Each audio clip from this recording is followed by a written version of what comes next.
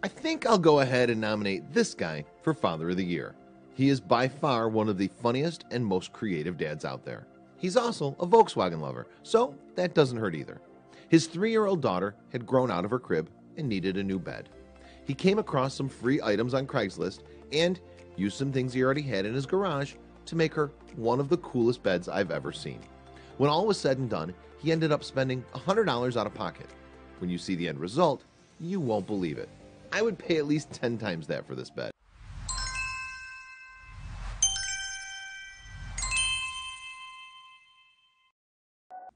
It was modeled after a Type 2. He ended up being able to use a lot of Super Beetle parts. He knew that other people have built beds that look like a VW bus, but he wanted a cheaper way to do it that would leave him with some options later, in case it wasn't his daughter's thing. So he built his to sort of hang from a metal frame bunk bed with removable panels. He dremeled out some 4x4 posts to fit the legs because it needed to be taller. He used a 2x4 frame to hold the posts in place. He then used 2x3 framing for the bus bed shape. Eventually, the sides would bolt to the 2x4 bottom frame and be held to the bunk bed's metal posts at the top with U-bolts. The bottom of what he called the bumper box, which will eventually hold the dashboard, electronics, and steering wheel as well, just hooks to the front of the bed. The attached doors on one side using simple hardware store hinges. He cut holes for the windows and added a little eyebrow in the front for an added effect. The wheels came as pre-cut circles at a big box store. Looking good. Here it is with the wheels removed and a little filler piece added to the front to close the gap between the bumper box and side panels. Then there was some sanding, and a little more sanding. You get the idea. He then spray painted the top rack silver, painted the wood with a coat of primer, then used on-hand paints for the two-tone look. It was then masked out with tape. Here's a look at the interior, looking mighty fine. Inside, he mounted a plywood dashboard onto a piano hinge so he could put a bunch of stuff underneath for lights and sounds. He felt like it looked like a bit of a rat's nest of wiring. It was the guts of a $3 thrift shop plastic driving toy and an old speedometer. I think it was pretty smart thinking.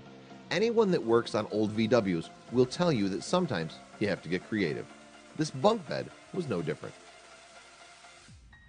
Headlights were some cheap puck lights from a big box store, switched on by the dashboard. A coat of stain was applied to make the dash look nice. He added a kiddo-sized hammock, which he said was something he wanted, and then his daughter ended up loving it. Score! This VW emblem was ordered online on a silver sticker stock.